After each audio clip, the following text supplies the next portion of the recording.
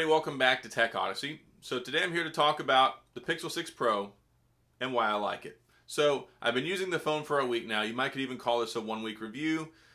I think it's pretty good. I had a lot of concerns up front about the battery life, about the tensor chip, about the cameras, and by and large most of the stuff I've been pretty happy with. Now there are some things that are not the greatest in the world. There have been some bugs when it comes to the software. There were some heat issues that I had early on that seem like they've kind of worked themselves out other than when you're still using the camera. But by and large, I think that Google has a pretty good winner on their hands when it comes to the Pixel 6 Pro. I've also got the Pixel 6. It's not seen here. It's inside. I got to unbox it, so that'll be another video for y'all to watch if you want. But I think the Pixel 6 is probably going to be a really good option for people this year at $599 for just about anyone. But it's $899 when you look at the Pixel 6 Pro from a flagship perspective. I think they did a lot of things right here. I think they did a lot more things right than they did wrong. And when it comes to the Android 12 issues, it's Android 12 bugs. It's not particularly distinct to the Pixel 6. People have reported them on their Pixel 4s or Pixel 5s. I'm having issues on my Pixel 5a. So yeah, the Android 12 system issues, it should be fixed pretty soon. Maybe they'll also fix some of the battery stuff people might be complaining about. But largely, it's got great performance. It's got flagship processor. It's got flagship series specs. I mean, it's not that far off whenever you talk about comparing the tensor chip to the Snapdragon 888, all that jazz in the Android world. So the cameras, solid. There are some areas where they could improve. Hopefully they'll fine-tune that with some software enhancement stuff. One of the biggest concerns that I have is certain times whenever you're trying to zoom in on things up close, you can't get as close as I'd like to. And then when you do get close, it tells you to back off and scoot back for better focus. And then I still have some issues. So when you have like a large object, or if you have like something like an oblong or stretched out object, maybe like I had a steak on a plate earlier, and the center, it would nail the focus, but then on the short end, it would kind of be soft in the focus, and on the following back end, it would be kind of blurred out a little bit. So I think there's some areas where it could improve as far as the camera stuff. The video is good. I wish it had 4K 60 on the front. I don't know why it doesn't. It has 4K 60 on the back. It should very well support it. And when you look at the competition, they all have 4K 60 on the front end. But again, 4K 60 is one of those things that's typically not used for day-to-day stuff and not so much for selfie cameras. It's usually for things like action sequences, things you want to catch and slow down, more detail, more smooth appearance.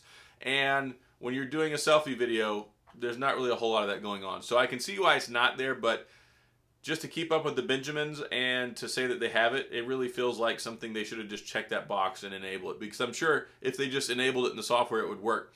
The cameras, though, I've been pretty happy with them. The video is much improved. The stability is crazy good, at least from my perspective, in my opinion. There are other things like the audio enhancement that just takes a lot of the noise out with that algorithmic-based processing. Really makes for a nice video session where you can hear what the person's saying, and it cuts down all that background noise. You have the translation feature. You have the magic eraser where you can go in and pop stuff and take it out of photos.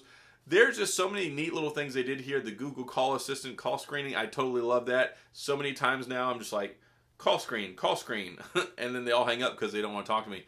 But I've been enjoying the experience. Android 12 has been a little bit of a headache, especially with like Creator Studio. Every time you swipe up to refresh, it crashes. You go to certain pages, it crashes. There are some stability issues when it comes to certain elements of Android 12. They need to get that worked out ASAP. Does it mess with the user experience? That really kind of depends on a user-based level. For me, I mean, I know it's an Android 12 issue. It's not a phone issue, so it doesn't irk me too much, other than when I'm trying to use YouTube Creator Studio to look at my analytics and my video performance. But for people not using that stuff, I think by and large it's probably okay for the most part. Now, I don't want to excuse that.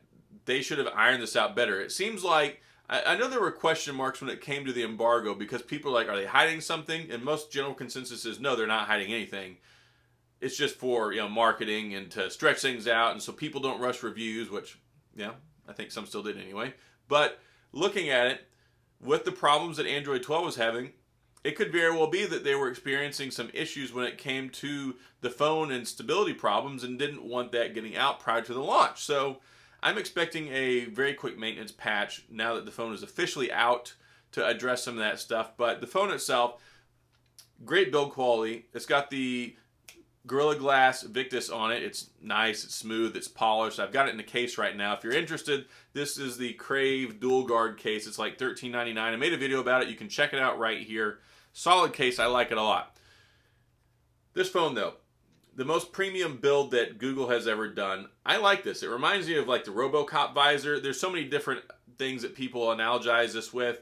And yeah, it's neat. It's got this little bar here. If you don't have a case on it, it is going to be raised up higher than the rest of the phone. I don't think that's necessarily bad, other than just the camera coming in contact with the surface, which you don't like. Put a case on it. Absolutely put a case on it. You got the 50 megapixel primary camera now, which bends down to like 12.2, so you get really, really condensed, high quality images. You've also got the ultra wide and the telephoto. Telephoto does up to 4 times optical, and then up to 20 times zoom combination. And zoom is pretty darn good. And you got the selfie camera. It's like 11 point something megapixels. I'm trying to remember right now. But the selfie camera is pretty good too. I like it. It's very good. You've got the curved edge display, which wraps around over the edges. So let me turn the screen off here real quick. And you can see here you've got this curved edge display. I actually like a lot. A lot of people don't like it. But what it does is it gives you this extra ergonomics, so while you're holding it, your thumb reaches over farther. And I have not really found any issues with ghost touches, meaning it just picks up and registered touches when it shouldn't. So pretty good algorithm there. The build quality, again, I like. I think it looks sleek. You've got the different colors to choose from. Stereo speakers, pretty good, nice and loud. Definitely the best speakers I've seen on a Pixel to date so far. Best Pixel screen ever. I love the screen on this thing. It's beautiful. The thing I don't love is the fingerprint sensor. Lack of accessories for screen protectors, because they're always lag behind when it comes to curved edge screen protectors. When it comes to this one, I don't even know if you can get one yet. And I got this film style one. It's from Super Shields, which is fine. It's this one right here. Super Shields. It cost me like $7 or $8 for a 2-pack on Amazon. I'll link that down in the description. You can check it out. It turned out really good. It's nice, it's smooth, it works well, it's got a nice feel on it, it doesn't pick up a ton of grease, it's got a decent texture. Clean it regularly, you'll be good. It does desensitize the screen. Go into your display settings, turn on enhanced mode for the screen touching for it. That will make it to where it works properly, because if you don't, it's not going to register properly when you touch the screen. So yes, fingerprint sensor, it doesn't work well with the screen protector. It will work, it doesn't work all the time. And that's one of the issues that I've had with the screen protector from the get-go. You really have to apply a little bit more pressure, and you have to get it in just the right spot. Have your fingerprint sensor registered before you put it on, which you should already. Go back, re-register it again once you put the screen protector on. That will make it a lot better. It wasn't registering at all, really, before I did that. So register it after you put the screen protector on, maybe even twice. Double register the same finger. You can do that. That's a tip that people like to do. This thing is a really premium, high-quality phone. It irks me that they didn't include a better biometric system. There's no facial recognition. It's not on there. I don't like that. I wish that it did. Really, at this point in time, at this level, pretty much all Android flagships do. Really, when you look at what's going on, there's almost more of an emphasis on that. So we've got this optical fingerprint sensor that's okay. It's not the best ever. Sometimes it works quickly. Sometimes it takes like 3 or 4 seconds to unlock.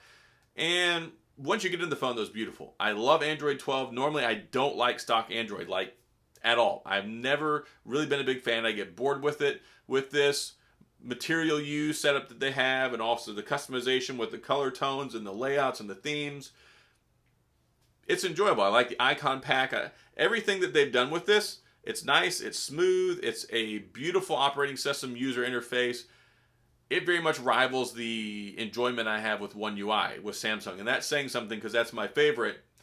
Google Pay on here is spot on. It's nice. You can use it from the home screen. So what I don't like, though, is it shows the last 4 digits of your card. So you can use it and access it from here. You just touch the card, and then it pulls it up. And also you can get your boarding passes, too. You can save those there like you can on your iPhone. So that's nice. And then if you swipe down from the quick settings option from the screen, you can go to it from there. There have been a lot of enhancements. They've changed a lot of stuff in here, but I think it's for the better. I think once they get the kinks ironed out, Android 12 is going to be really good. Battery life has been solid for me. I'm getting 6 hours of screen on time. That means that pretty much anybody watching this video, the phone's going to last all day, maybe even to the next day. You're not going to be having to run to the charger all the time.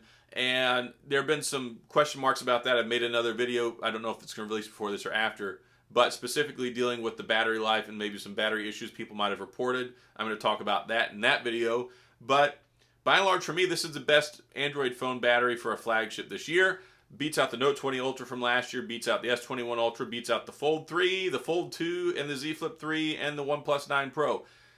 I've had no problems with it. I think the battery's been stellar, especially from a Pixel perspective, who has historically had really bad battery. It's got 5,000 milliamp battery. Screen size 6.7 inch, AMOLED, HDR10 plus. Content looks nice and crispy. It's bright enough that you can see it when you go outside. It's not as bright as its Samsung or iPhone counterparts that have really big peak brightness numbers, but it's still usable. Just make sure you turn the brightness all the way up. You can see it. Google Assistant integration built in. It's set up where if you press and hold the power button now, it goes to Google Assistant. You get the voice to text stuff. You get the Google Assistant integration. I think that it's a really good phone. I think that this is the first time I've been really happy with the Pixel phone on launch. I've had the Pixel 2, the Pixel 3, the Pixel 4, the Pixel 5. I've had every single version of the Pixel you can possibly get, I think. And this one right here has been very impressive for me. Is it perfect? No. No phone is perfect. But I was concerned about it before it showed up. It showed up, and then it's like all the things I thought were going to be a concern, they turned out to not be one. The camera turned out to be pretty good. There's still some refinement stuff. I think they can make it better there. There are still some issues like when it comes to video. It's not... I think that the iPhone 13 Pro and 13 Pro Max still win there, but when it comes to camera quality in a lot of settings, the Pixel does win. And I made a video about this saying that it might be a little too late. I was concerned about whether they could revolutionize cameras and picture taking on a smartphone again, because the Pixel 2 XL was just so good. Like the Pixel 2 XL, when they came on the scene, they set the standard for years. I mean, they kept reusing the lens in the Pixel 3, the Pixel 4, the Pixel 5. They used the same camera effectively for like 4 years. So redoing the camera setup here, I think they're going to have to fine tune it some more. It's very, very good. There are some soft focus issues that I've run into. And yeah, it's just one of those things where sometimes I think maybe the overexposure because of the long exposure time might make it look a little less natural, but it also gives you the opportunity for different types of shots that you wouldn't otherwise get. And then, of course, the Magic Eraser is really, really cool. So that's all I've got in this video. I think I've harped on pretty much everything. It's also got wireless charging, IP68. It's got everything that a flagship phone needs and more, and it's just fine. And at $899, it's definitely high up there on my recommend list, unless you just really want a Samsung or if you want an iPhone. It's great to see that they came out swinging and gave a high-quality contender phone here. And it's something that I think people are really going to enjoy when they get it. I think you'll be surprised. I hope that it sells well and it does well, because we need a good, viable third phone here. OnePlus doesn't quite seem like they're doing it, but Google finally did some things right here. And I have to give them credit for that, because there's so much they screwed up on previous phones. And I've been there along the way to say, you know what, they messed up on this, they messed up on that. There's not really any really big things here that they messed up on, and most things are pretty impressive, other than just some little kinks here and there, which hopefully they can get ironed out with software stuff, which if anyone can do it, Google can certainly do it. So that's all I've got in this video. If you have any questions or comments, please feel free to leave them down in the comment section. I'll get back with you.